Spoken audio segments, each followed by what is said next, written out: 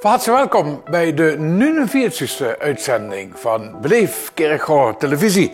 En we zijn, zo wie dat kan zien, hij aan de vriend neven mij in de Kastielenkerkhoor, wel Kastiel erg streng. En voor hand bijzonder leuke gasten deze namiddag. En zo wie de Hans Heerste kunt vertellen over de 11e van de 11e kerkhoor. En wat voor zoal je een tour dan, Pascal Konings over twee vastlovensvereinen die jubileum gaan, 2x11 Chenjek en 1x11 Ruku. De winnaar van de Parkstad Economy Awards, Event Design Parkstad en voorhand hij, dit is namiddag Kelsey Wis. Nicole Vinterman en Romy Ubaks vertellen over de nieuwe werkwijze jeugdzorg. Verkient een rondleiding van de George Dirks door het kasteel en dan vertellen ze ook alles over een schoon evenement in het kasteel binnenkort de najaarsfair.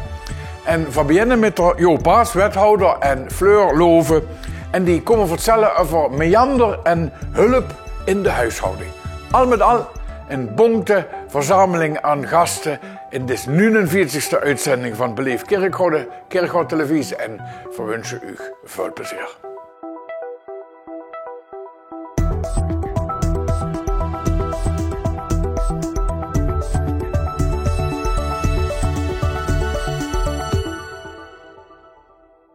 De eerste gasten zaten al.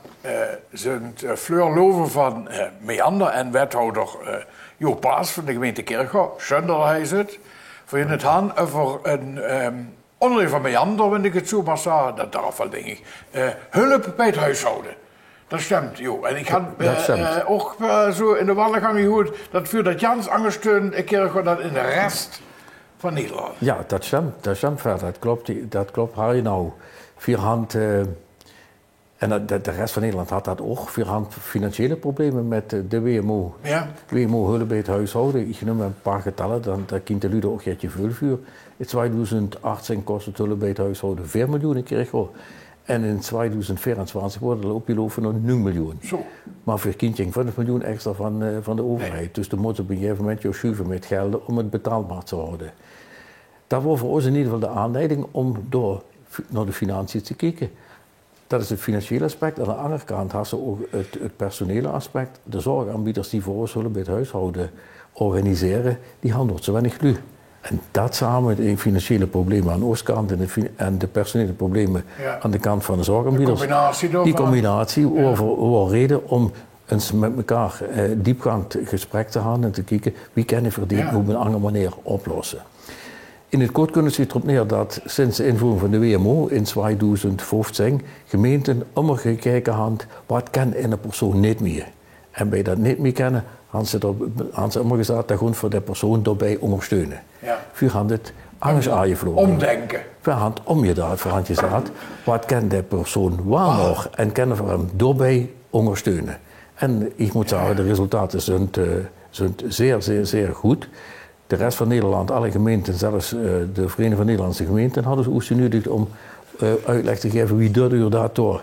En ook zelfs het kabinet houdt interesse in onze werkwijze. En wat de werkwijze betreft zit Fleur door veel korter op bij. En ik denk dat Fleur door best meteen verstandig over kan. Ja, want Fleur is in Teker. Precies. Bij Meander, op dit gebied. En dus we helpen jullie dus nu bij wat ze kennen. Maar wat gebeurt er met wat ze niet kennen? Dat kunt dan ook aan bod uiteindelijk. Uiteindelijk wel, zeker. De bedoeling is dat voor in middel van een vooronderzoek, een kennismaking, bij de mensen thuis kunt. Ja. En dan gaan kijken inderdaad, wat kan er nog? En wat lukt niet meer zo goed? Ja. En waarin kunnen vuur ondersteunen of het sociale netwerk. Ja. En wie is dat in de praktijk dan? Want die bellen dan op of die... Ja. De lui kunnen zich aanmelden bij de WMO. Dan krijgen ze ook een telefonisch gesprek. Dus die kunnen een lichte vooronderzoekje doen, telefonisch. Ja. En dan krijgt vuur een bericht van onze WMO. En die zeggen, Fleur, jongens, op bezoeken bij die en die mensen. Die hebben hulp nodig. Ik ga hen kennis maken de eerste keer. Dus de intake is bij de lui heen? Heen bij de lui, we gaan echt bij de mensen thuis. Ja. En een aantal weken zijn we bij de mensen thuis. En die gaan echt samen aan de slag. Dat is de insteek. Dus we gaan samen kijken wie door het huishouden, wat kan er nog vooral zelf. En waar hadden we ondersteuning nodig. Ja. En wat is dan de dagelijkse praktijk? Wat nu met z'n vuurbeelden, wat zagen u dan van, hey, moet ze me niet helpen of door? Wat is dat dan? Hoe ziet dat eruit dan? normaal gesproken zijn het vooral de zware taken wat de mensen lastig vinden. Dus het stofzuigen, het dweilen, is een badkamer jotring maken. De periodieke taakjes in de zin van de vensterwijsje, de durens afwijsje. Dat zijn vaak dingen hoe mensen tegenaan lopen. Die kleine dingen die kennen de mensen ook zelf. En de ondersteunen ze ook natuurlijk. Hè. Dus geven ze ook tools. Klein voorbeeldje, bijvoorbeeld een hulpmiddel, een Swiffer. Zonder reclame te maken natuurlijk, maar zo is het dan wel. Los van introduceren we het wel. Nu zijn er niet bij bekend. Hè. De oude stupbloemel is natuurlijk bekender dan de Swiffer. Echt waar. En dan zie je toch dat mensen toch heel enthousiast over zijn en meer zelf kennen wie ze zelf denken. Ja, en nu huurt ze ook wel eens, dat nu ook die contacten ook heel erg belangrijk vinden. Dat überhaupt dat, en over de vloer kunt helpen. Zeker. Is dat nog maar zo? Ja, zeker. En is dat ook een onderdeel van het taakprofiel, zeg maar? Ja, absoluut. Ja. Voor kijken heel lang het praatje, juist het praatje. Een luisterend oor ook. Ik merk in de praktijk dat mensen echt wel heel veel in het eerste kennismaking al op tafel gooien. Het hele levensverhaal. Gewoon omdat ze een luisterend oor voor de mensen hebben. En de hand daarvan van weer kijken inderdaad. Wat is de vraag achter de vraag? Is het echt nodig dat wekelijks Inge komt? Of is het meer dat de mensen sociale contacten nodig hebben? Eenzaam zijn en over de vloer wel. Juist, en vuursintekers kunnen dan ook doorschakelen met een buurtschakel. Of met Inge van de VNV, van de verzorging, zeg maar. Dus ze zouden kunnen doorverwijzen of zelf initiatief nemen? Beide, precies. Ja. En dus ook bijvoorbeeld, die intekers zijn nog getraind om te kijken, ze spelen er financiële problemen. Ja. En die eenzaamheid, hoe je noemt. Maar het belangrijkste aspect voor ons als gemeente is dat doordat die lui zelf ook het doen, zijn ze fitter. Die werden fitter. Ja, en dat betekent dat ze langer zelfstandig kunnen blijven wonen. En dat is voor ons heel erg belangrijk als overheid. Het scheelt ons natuurlijk kosten in de ziekte. De ziektekosten die nemen door af. Maar het is gewoon heel belangrijk dat mensen bepaalde problematieken zien, dat voor de hand verlenen voor je zat, dat je meteen hulp kunt. Hulp in financiële zin, dat kan hulp qua eenzaamheid. Ja. Dat zijn allemaal dingen die zie je dus niet, mensen niet tegen die vuurdeur kunnen.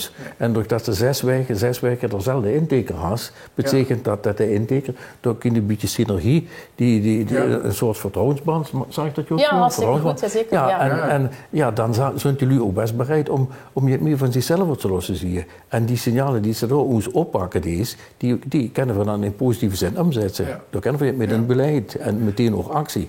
En wie kiezen de lui dan überhaupt door? Bij Meander bijvoorbeeld, of bij een andere zorgverlener, maar du bent bij Meander. Wie kiest de lui überhaupt? Ja, de lui melden zich bij de gemeente met een hulpvraag. Ja. En dan kan die hulpvraag, die werd aan hoe zat, dat kan bij Meander zien, maar ook een van de anderen. Ik bedoel, ze wisten dat het besteed nog. Ja, de WMO is sinds 2015. Nu zijn vaak ook niet heen met al die regeltjes en structuren en afdelingen en loketten. En die misschien wisten ze überhaupt niet dat ze zich kan melden. Je gebeurt er ook nog jij op dat gebied dan?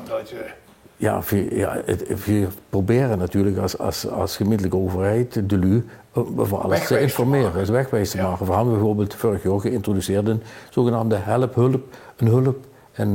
hulpgids. Dat is zo'n klein boekje, zit alles in, alle telefoonnummers, alle acties zitten maar ondernemen. Als ze financiële problemen, kent ze doorheen. Als ze andere problemen, dan, alles zit erin, alles gericht op het sociaal domein, ook het zo maar nemen. En onder andere wensen een aanspraak willen maken op ondersteuning door de WMO. Ja. Dan staat er precies in de hulpgids wat ze moet doen. Dus dat besteedt. Ja, gelukkig. En dan, maar dit voor plezier, denk ik, dit werk. Zeker, ja. Veel waardering van de mensen. En dan vooral dat ze, we zijn er een aantal keren voor de vloer bij de mensen. De crisis vertrouwensband. Je kunt echt maatwerk leveren. Hè? Ja. Dus niet ieder huishouden is hetzelfde. Nee, de Inge had een strakke huishouding en de andere had 100 hummeltje of meer staan. Ja. Dat is een andere insteek van poetsen en stubben. Ja, precies. Daar kent ze er al 2 van kroegen. Precies. En dan vallen er 20. Ja, dat is echt zo'n initiatief. Ja. Zeker. We allemaal doen met een andere insteek. Ja. Nou, schön. Oké.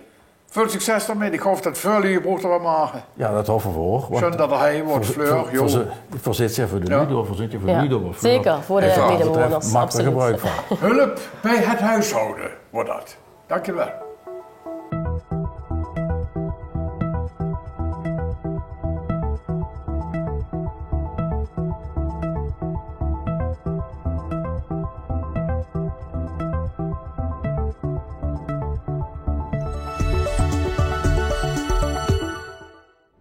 Ja, de 11e steht voor de deur. De eröffnung van de vastlovensseizoen. Natuurlijk ook wel een keer gaan. En dat is al een paar jaar lang een behoorlijk evenement. En dus twee narrekapdrijeren. Wim Ploem, Hans Hirsch. En u komt vertellen over de 11e. Du bist presentator. En organisator. Organisator, en Wim? De Wim neem ik dit jaar met als mijn steun en toeverlaat. Ook als narrekapdrijver, want voor jullie dit jaar met 2 bussen onderweg. Vertel jullie, wat je gebeuren? Ja, voor jullie twee dus, bussen onderweg. Ja, vorig jaar zijn we met 1 bus naar de alleenstaande oudere hulpbehoevenden gegaan in de verzorgingstehuizen. En dat had Soejot aangeslagen en Meander had er onder andere ook met in je participeert, wie me dat zo schön zei. En die had je gevraagd of we dat niet kunnen uitbreiden. Maar ik ken 4 verzorgingstehuizen daar, maar ging 8 en daar had ik er Wim gevraagd. En dan had er Wim zich, die is vorig jaar ook met gegaan. Is disponibel. Zo. Ja, en die heet dan met. Ja. En die heet die anger weer doen. Ja. En dan, jullie met die bus langs die verzorgingshuizen en naar beide een kleine programma. Nou, en een kleine. We hadden een jaar bus voor zeg maar 3 artiesten CQ-duo's. Het vastelovensje zich gaat met een eng bus en het angerbus gaat het angervastelovensje zich met. Daar je een wethouder met en daar je een lu met die zich hierover vervullen en het leuk vinden. Dat ze daar herinneren kunt. En zo'n cortège zoals in de stad Maastricht. Ja. En dat ze daar je schoon programma voor die lu leuk. Kan ze hebben.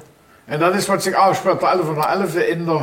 Nou, dat speelt zich af na de officiële eröffnung om 11 op 11 op de maat door het vastelovensverein. Daarna je een vuur van om 12 uur dat we op de eerste plaats moeten zien.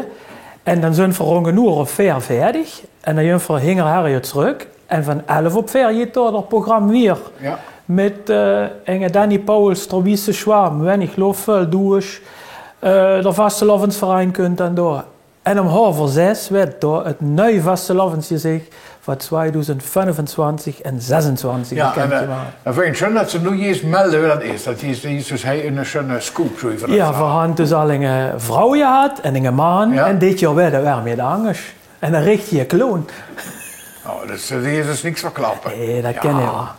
Dat blijft toch... Nee, ik ga weer prins, maar dat is nog een strenger bewaard. En wanneer dan? Wanneer werd het bekend? De vastelovensverein is ongeveer om 5:06 hinger je terug. En dan werd dat, wenn die daar zijn, maken we dat ook bekend. Dus dan moet je weer komen. Ja, zeker. En wie bist du da eher rolt, Wim? Nou, via de verein van narrekapdrijeren. Of hier samen de narrekap, die had ik ooit in 2007 gekregen. De Hans in 2023. Ja. De mensen versteht. En daar is langzamerhand een verein uitgegroeid. Zo hebben vuurers leren kennen. Vorig jaar de eerste keer metgegangen naar de bejaardentehuizen. Nou, dat had me zo gevallen. Wie de Hans me vroeg, zoudst u een groep willen presenteren in die bejaardentehuizen? Ja. Dat kan men als ras-echte kerkgrootser en vastelovensjek kan men niet lezen. Nee, dat kan ze niet lezen. En wie werd dat ontvangen daar in die... Ontzettend jod. Ja. Zelfs zo erg zo schön, dat Meander onder andere zelf had gevraagd van jongen, kom toch wel maar, want veel vinden dit zo geweldig. Dat uur voor de lui die niet meer de duur moest kennen, die te oud zijn om mee te doen aan de vastelovend, dat uur door vastelovend naar de bejaardentehuizen. Ja, maar dan is het natuurlijk Jan Stel ook in die tijd nog één. Als de 11 en daar vuren doorheen is het vrij. Zeker mensen in een verzorgingshuis wonen. Ja, dat is zo.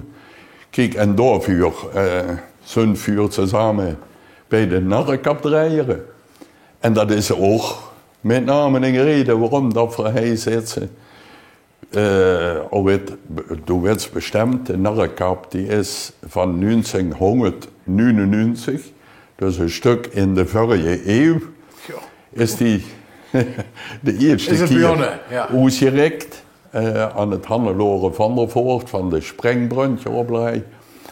En jedes jaar is die bis 2025, met uitzondering uiteraard van corona, is die jedes jaar uitgereikt aan een carnavalist en een kerkruiter, die veel al stel en op de hengerjong veel deed voor onze schöne kerkruiter vastelavond. En we hadden het idee opgevat met de verein het komend jaar door narrenkaptrijder uit het volk aangedragen te krijgen.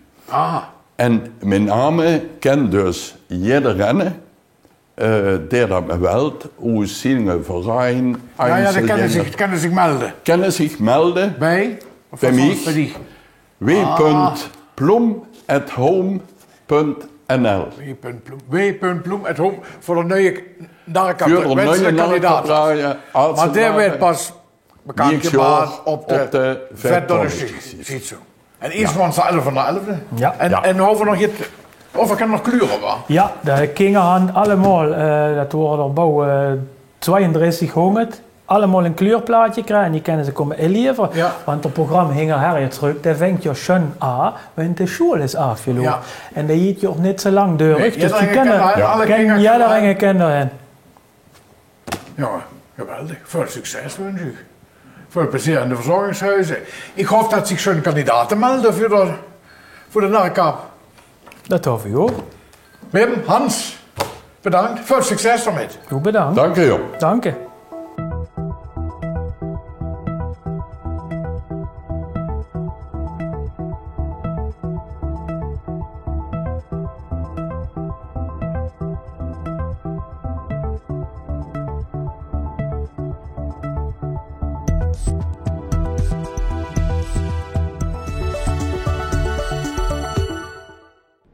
We blijven nog in de vastelovensstimmung en we houden dat voor de 11 van de 11e. De oefening van onze vastelovensseizoen in Kerkgaard en we hadden nu over vastelovensvereinen en hun jubileum in de november. En dat geldt bijvoorbeeld voor de spasclub Ruku en de vastelovensverein Ruku en die vieren hun 1x11. En vieren dat toch 15 november de aftrap. En we gaan nu Roel Raukens van de spasclub Schönjek. En we het gaan over hun jubileum 2x11 jaar. De vastelovensverein de veel Kerkgaard die met niet alleen met die dag, maar het ganse jaar. Maar nu gaan ze een jubileumseizoen. Roel. Ja, klopt. We gaan inderdaad het jubileumseizoen. 2 keer 11 jaar. We gaan het speciaal vieren op de 21 november in de Flexieforum. Wat denk ik net voor Geldering een bekende locatie is. Nog niet, want we hebben ze komen natuurlijk. Ja. Er is allemaal meer te doen. Ja, allemaal meer te doen. Hartstikke leuk. We gaan het gans aankleden en sferen. Want ons van allerhande leuke gimmicks los invallen. En ja, voor verrassing? Er zijn een paar dingen verrassing, maar ja, voor zijn stond ook wel bekend in Kerkgaard dan confetti. Dus je gaat speciaals nog met toe. Het is natuurlijk hartstikke leuk in de flexievorm dat voor de huurtehand om leuke dingen te doen. Ja. Je gaat extra dingen met stieger bouwen. Dan kunt nog een apres-ski-hut met een silent disco. Dus ja, voor anders was het leuk. Die silent disco, dat is zeg maar voor de lui die kijken zijn, dan huurt ze alleen maar je door een koptelefoon. Ja, ja. En dan voor 2 leuke jongen, die komen er drieën. En ja, dat is, door zijn er wel maar shotjes te krijgen, dus het werd van alles en nog gemaakt. Ja. Dus ja, en ondertussen kunt, ja, goed, voor natuurlijk weer zijn spitsen, want Erwin. Want nog Kelvin Horst, Dom en Deul. Dus het programma is goed gevuld van begin tot eind. Dus dat is wel een programmaatje dit. Ja, dat is zeker een programma en dat vinden we natuurlijk hartstikke leuk om te doen. Door Danny Powers en Ronnie Ron nog erbij. Zo is avondvullend. Avondvullend, zeker weten avondvullend. En dat willen we ook graag avondvullend vanaf. Dus jullie moeten echt op tijd komen, want anders ga je het begin al missen. Ja, en dan kan je drinken, ijs, Drinken, ijs, ja. We mogen in de Flexiforum zijn voor creatief met het indelen van de barren. We kunnen nog een leuk bordes maken. Waar jullie jot kunnen kijken naar de buren. Oh ja, dat was natuurlijk toch. Dat kan natuurlijk toch op die... Ja, maar het is heel uniek. De rondloop erboven. Ja, maar het is heel uniek. En dat denk ik dat jullie met name gaat verrassen. Die voor de eerste keer, of misschien de tweede keer er komen, of door de weg zomaar eens komen en nu denken, oh jee, het is gans omgebouwd. We kennen het bouwjaren met terug. Dat is wat we willen bereiken. Ja, precies. Ja. Nou, ik ben benieuwd. Ja. Maar ja, is het natuurlijk enorm actief, ook zelfs met de carnavalsdagen. We organiseren niet alleen de opzorg en weet ik wat allemaal, maar ook nog het Vestermaat. Ja, klopt ja. We organiseren met de vereinen die verdag vastlopend met de overkapping in het programma. En daar doen we de hele organisatie voor. En ook daar hebben we dit jaar jetzt speciaal slossen invallen voor de 2x11 jaar jubileum. En daar kan ik helaas nog niks over klappen. Dat is wel jammer, maar daar gaat wel... Ik ben naar Jansen, maar dan ben ik al op zoek naar een scoop. Of het nu het vastloppendje zeg is, maar doe ook al niet. Nee, dat moeten we nog even geheim houden. Maar daar komen we wel met een booster, want voor het helemaal rond gaan. Maar we liggen aardig op schema daarvoor. Ja, dat wordt absoluut uniek. Dus dat werd een geweldig zo'n jubileum. Ja, want de Pexel dit jaar aangepast voor het gans in een Roerwijse stijl. Er kan nog zwaar minder aangepast, want misschien jullie kennen de Schaat naar je maat. Ja, dat weet ik zeker. Ja, die gaan voor een stijl doortrekken dit jaar. We hadden een paar jaar net verbouwd, maar dit jaar, omdat voor jubileum, want gaan we toch niks meer toe. Dus we pakken wel uit, ja. En wie helpt ze zo'n verein bij Nieuwe van Lu zijn daar met je niet van? Ja, voor over de 160 volwassen leden. Maar daarbij hebben we nog 60 kinderen. Zo man. Ja, die worden 22 jaar geleden net bij. Dus dat is natuurlijk gewoon een... er staan er misschien nog een paar nog jubileum, hoor. Ja, voor een aantal leden hadden zeker nog jubileum. Maar ja, we vinden het geweldig dat die kinderen meetrekken. En dat is natuurlijk gewoon uniek dat samen opgroeit. Ja. Er zijn kinderen bij die zijn er vanaf 0 nu erbij en die zijn 18 jaar al erbij. Ja, er zijn erbij die gaan de eerste keer met. En dat denk ik dat de verein gewoon leuk en toekomstbestendig maakt natuurlijk, dat die ook metgunt. Ja, nou, ik vind het een hele prestatie, 2 maar 11 jaar en dan met zoveel en met kinderen erbij, 60 stuk. Ja. Misschien dat die ook nog je tunt dan in het Flexiforum bewit. Ja, ze zijn er in ieder geval bij. Ja. Dus in het begin zeker. En er zijn erbij die zullen misschien wat hier sloffen, maar er zijn er zeker bij die ook tot het einde gaan blijven. En die krijgen nog dit jaar een speciale ronde opzorg, zelf schnitzels delen en zo. Ja, we vinden de kinderen wel echt belangrijk om die er volledig bij te betrekken. Ja, anders kan het nog net weer jaren. Nee, dan kunt er een keer een eind aan. Dat is zeker. En dat wel van niet. Dus we willen iets nog zeker dat jubileum maken. Ja, dat gaat voor zeker. 11 jaar zo'n jek in een Flexiforum. Er kan nog kaarten krijgen, had hij zo'n promotie, praatje gehoord en als het warmjemaat of uur, de kaarten zijn waarschijnlijk via internet te krijgen. Online te krijgen, zeker. Dan hebben we dan hier blend in het beeld. Hey, heel veel plezier. Ja, dankjewel. Dankjewel dat we mogen komen. En zo'n vastlopen en we komen er zo tegen. Ja, 100%. Dankjewel. Ja, dankjewel, Roel.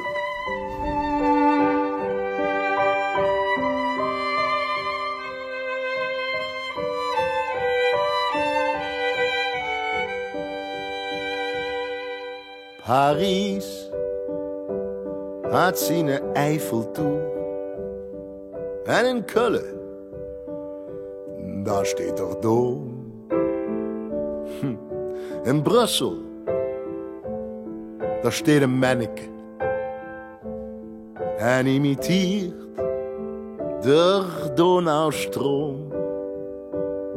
Maar in mijn Heerlen, daar steht er Lange Jan. Te zwamen dag en nacht.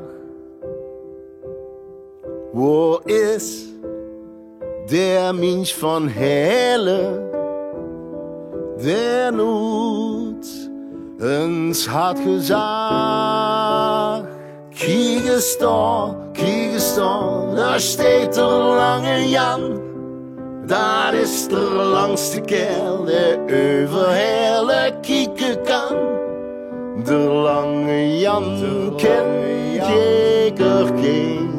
zeker geen. Der is ja gerade zo bekend wie onze Wink.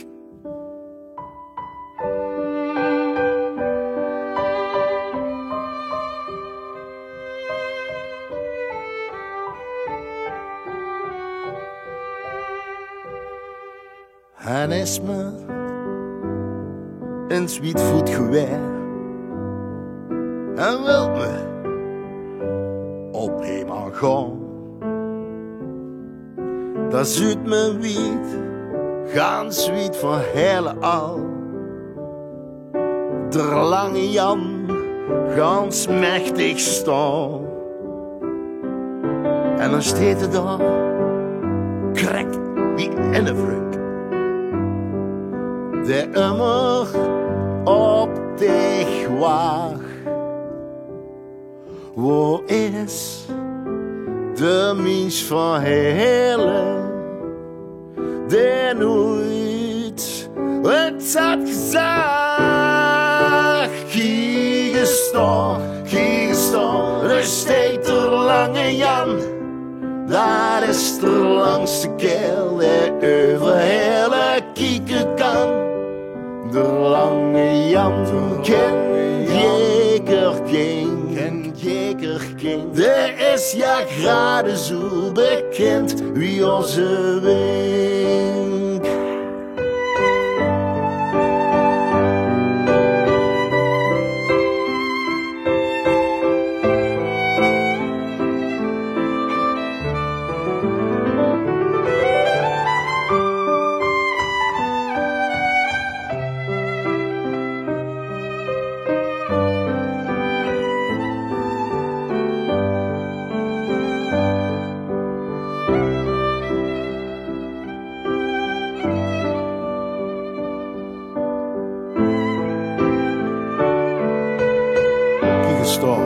En ook kieken ze daar, daar stinkt de lange Jan. Dat was de langste kerel. Gans hele spreekt nog helemaal gruutst ervan. Hij is nu voet, hier weet de Wink. Maar de herinnering, dat is weinig.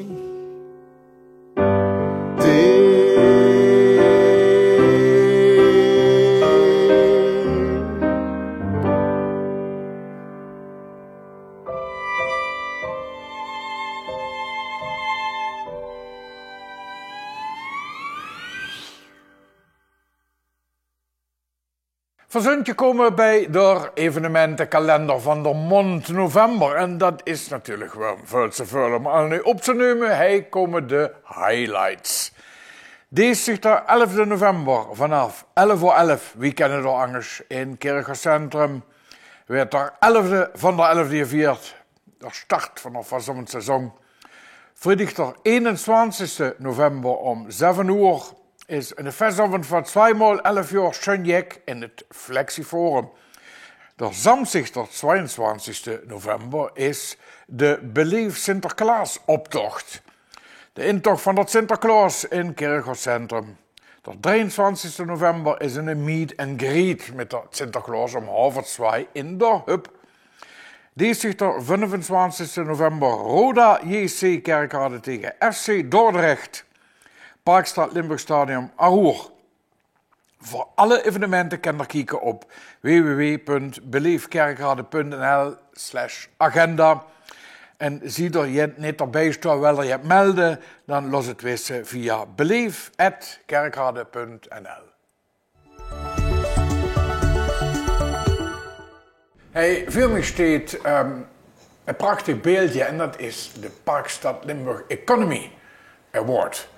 Er is een paar dagen geleden is de uitgereikt van zo'n kerkgård. Vroeger worden de helemaal noemen, gelukkige kerkgård op Orduk. En de ging naar Event Design Parkstad. Klopt. En voorhand hij Kelsey Wis, een van de partners van het bedrijf en ook partner van René Engels. Je doet het met z'n tweeën dit bedrijf runnen. Klopt? Ja, klopt. En nu hadden we prijs gewonnen. Ik ga natuurlijk al wat beeldjes voorbij zien komen op de socials. Zo'n beetje zo'n soort Oscar-uitreiking, wat kan ik zo zeggen. Met alle genomineerden op het podium en voor bloemen en avondkleding en glitter en glamour. Wie wordt het?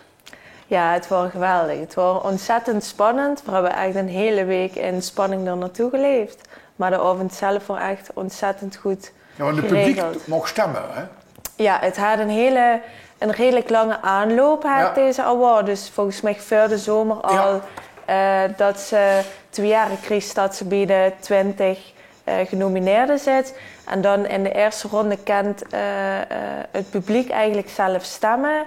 En dan aan de hand van het aantal stemmen best door naar de volgende ronde. En dan ligt het eigenlijk volledig in de handen van de jury. Precies. Van de stichting Limburg Parkstad Economy Award. Ja, precies. Je zult nog eens een keer bij ons in de uitzending het uitgelegd. En dan steeds ze op het podium en daar... Ja, en dan mega zenuwachtig, want er zijn 3 categorieën. Ondernemersfonds wordt een ondernemer tot winnaar gekroond. De Talent Award en dan de Economy Award. Dus de sta je daar redelijk lang op het podium te wachten totdat ze zelf aan de beurt is. En dan sluipen die zenuwen wel stiekem het lichaam aan. En dan kiezen we mensen huren. Ja, dat vrij gewonnen, ja. Dat is wel echt een moment. Dan heb ze gewoon kippenvel en koude rillingen en tranen. En terecht nog. Hè? Opluchting, vreugde, ja, absoluut. Het is een geweldig mooie erkenning. Ja, zeker. Het is een prachtige erkenning voor een ondernemer in Parkstad. Ja. Dus ik vind persoonlijk heel belangrijk dat het er is. Het wordt ook gedragen door ondernemers, de stichting. En het moedigt ook gewoon de ondernemers in Parkstad aan, wat gewoon ontzettend belangrijk is. Ja, natuurlijk. En het bedrijf, ik denk misschien dat veel wel kennen, denk ik. Misschien dan niet meteen van naam, maar wel, wenn ze op feestjes komen, want bijna geen enkel feest meer is ohne Parkstad Event Design. Nee. En er zit daar ongen vlak bij de brandweerkazerne en tussen politie en de brandweer in. Ja, ik kan niet missen. Zeker straks in december werd het natuurlijk weer geweldig verlicht. Is het al inmiddels? Is het al? Oh, dat had ik nog niet gezien. De lampjes op. Dat had ik nog niet gezien. Ja. Nou, maar vertel eens wat dat doet. Vertel het. Event Design Parkstad is inmiddels een onderneming wat 12, 13 jaar bestaat.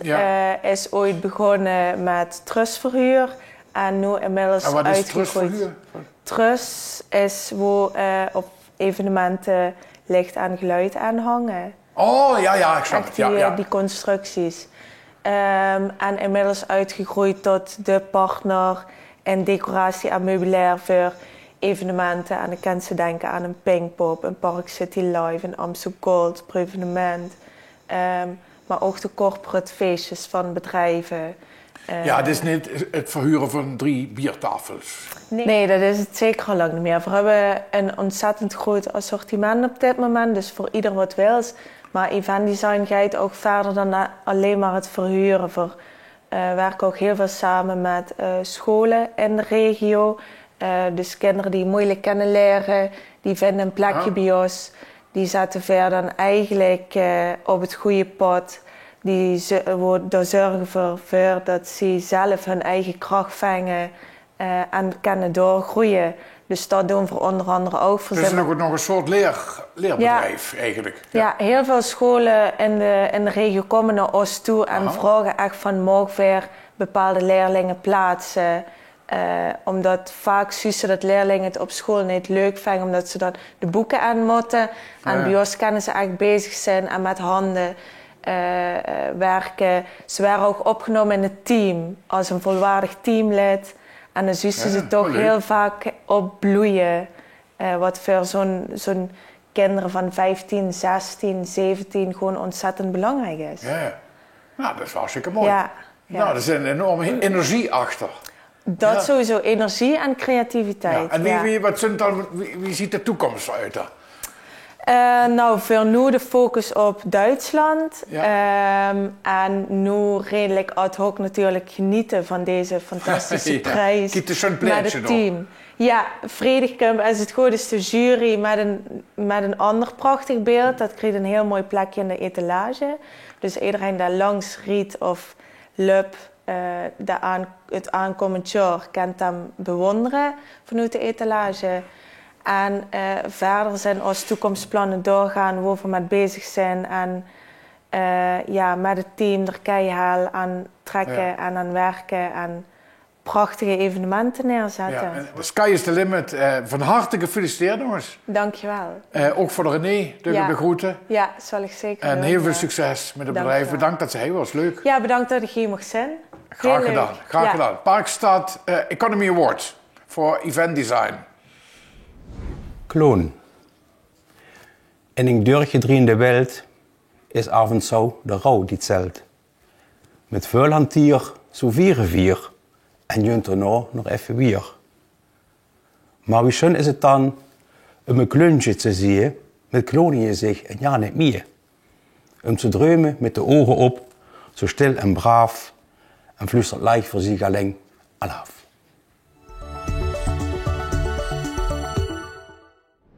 We hebben het dan over jeugdzorg in de gemeente Kerkrade. En we hadden dus Romy Ubachs, jeugdconsulent. Ja, klopt. En in dienstzorg van de gemeente Kerkrade. En we hadden Nicole Vinterman.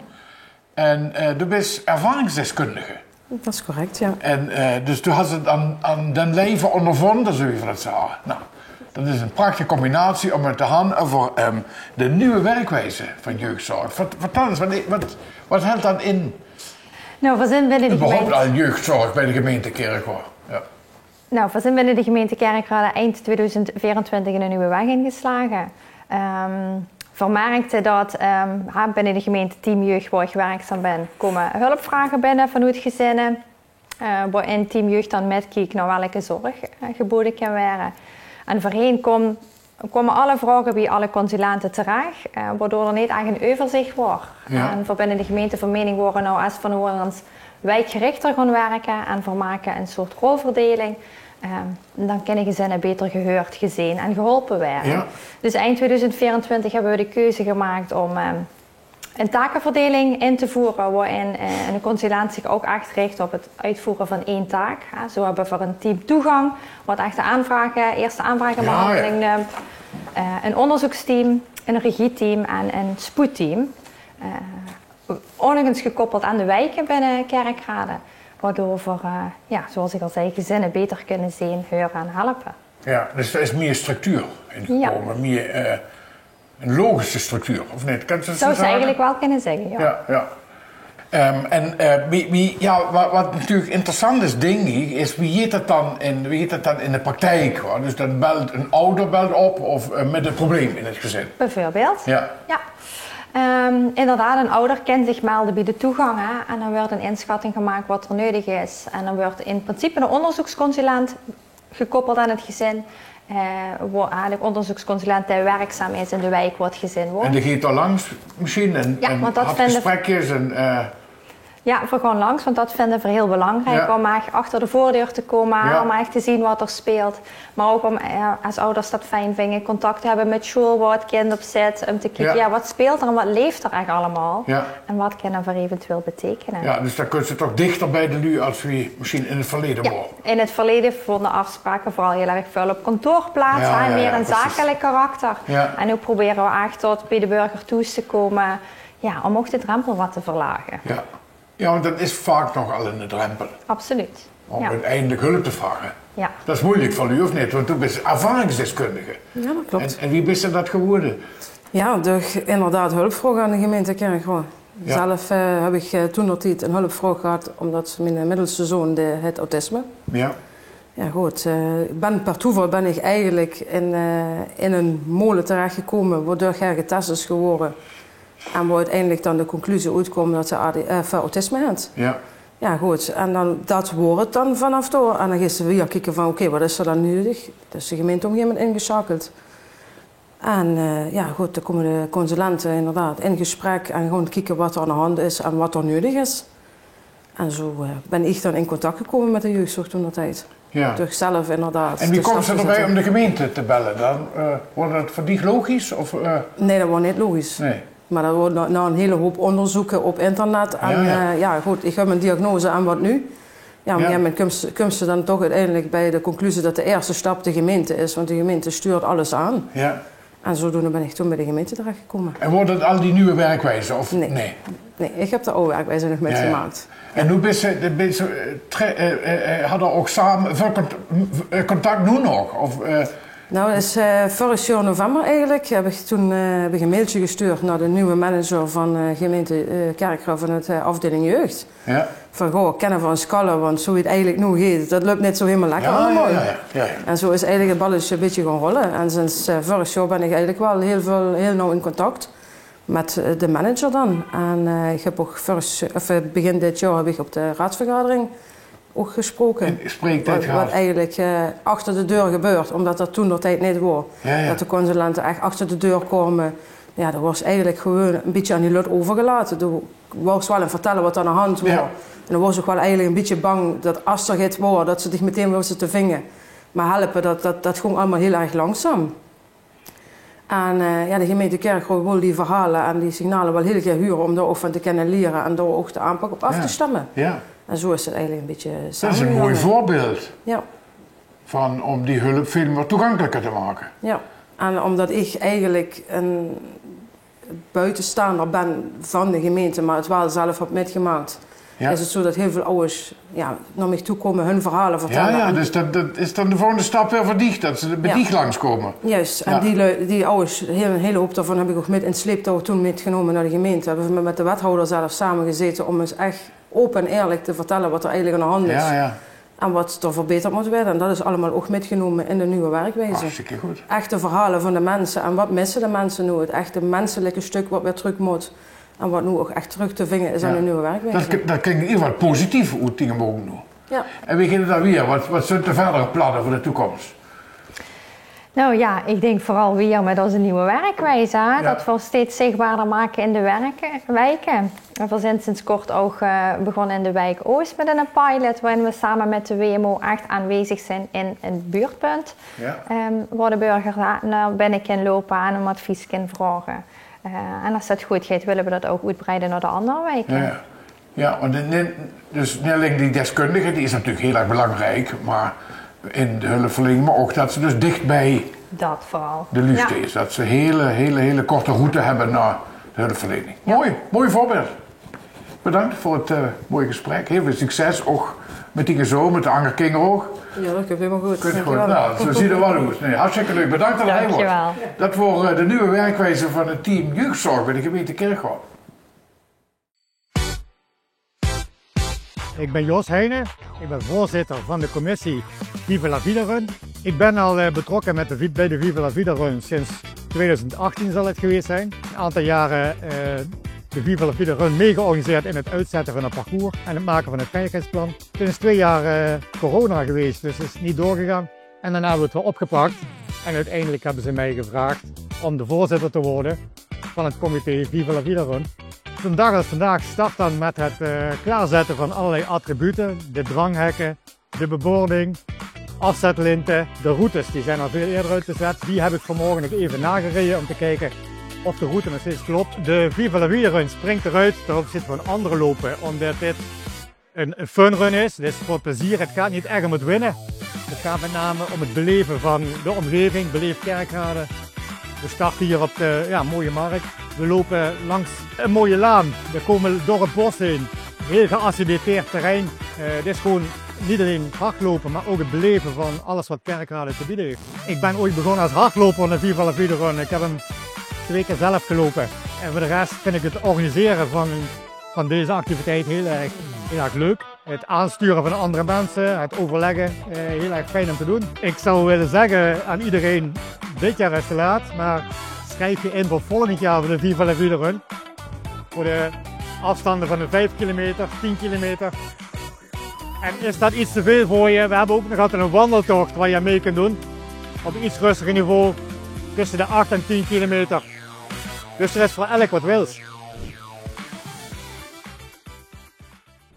Verzint natuurlijk de ganze middag al in Kasteel Erestein. Dat hoef ik niet echt te benadrukken, dat had je zien.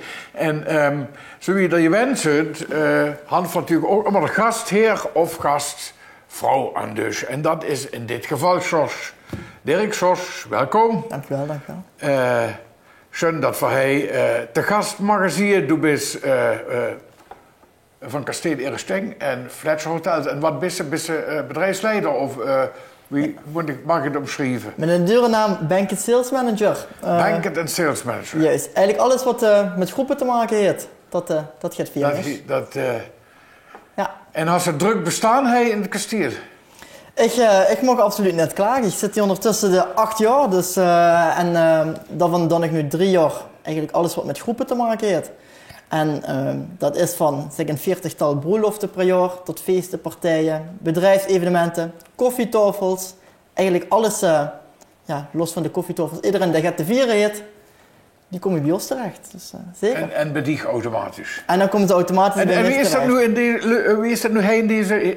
het is toch een historische omgeving. Want het hotel is aan de overkant, hè? Ja. Dat huurt ook erbij. Ja. Wie is dat om te werken? Hey? Ja, super. Aan de overkant hebben we inderdaad de Oude Brughof, dat is het hotelgedeelte. Dus daar zijn inderdaad 44 kamers met ook de mogelijkheid voor het ontbijt. Ja. En dan hebben we voor hier in het kasteel eigenlijk alles wat los van het ontbijt verder met eten te maken heeft. Dus lunch, diner, vergaderingen, feesten, partijen, alles wat dan... Ja, en als je de grote feestzaal, het Hof van Erestein inderdaad, voor de grote gezelschappen.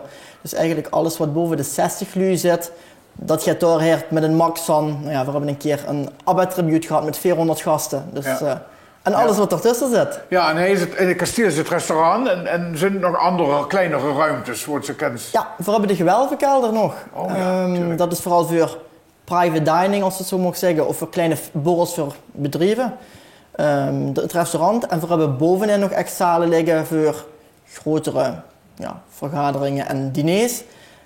En op de tweede verdieping, daar hebben we nog een vergaderruimte. Dus anders dan dat bijvoorbeeld langere tijd terug bij de verraders altijd een beetje geen mogelijkheid om te slapen in het kasteel zelf. Dat moet ze in het hotel.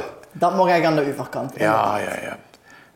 En dat alles is dus kasteel Erestein in Oostkerkegouw. Ja. En nu had ze prachtig mooi evenementen promoten op binnenkort, 13 november. Ja, klopt. 8 jaar geleden hebben we een najaarsfair gehad. Dat was een traditie wat eigenlijk eerder jaar terugkwam. En door bepaalde redenen is er eigenlijk klad in gekomen. Dus toen heb ik het initiatief met ook andere lokale ondernemers en jullie die zelf allemaal dingen gemaakt om te kijken of we het weer opnieuw leven kosten inblozen. En dat is gelukt, dus op 30 november inderdaad. In alle zalen van het kasteel. Een kerstmarkt, najaarsfair, geeft er een naam aan. Ja, natuurlijk. Waar iedereen welkom is om alvast kerstsfeer te komen proeven. Ja, maar er staat wel een teken van de kerst. Ja, juist. Alles staat in een teken van de kerst. Op 1 standhouder, dat mag ik er wel bij zeggen, dat is een meisje wat allemaal zelf gemaakte chocoladeletters maakt. Want uiteraard, de Heiligman komt ook nog de week erna, of dat is dan in het land. Je kunt boodschappen doen, hé. Juist. Dus dat. Dus, en we hebben eigenlijk een middag vol programma. Dus het is van 11 tot 5. We hebben live muziek erbij zitten. Ook bijvoorbeeld de kinderen van de muziekschool van Kerkgooi. Die komen hier ook spelen. Vermoedelijk ook de kerstman komt nog op bezoek.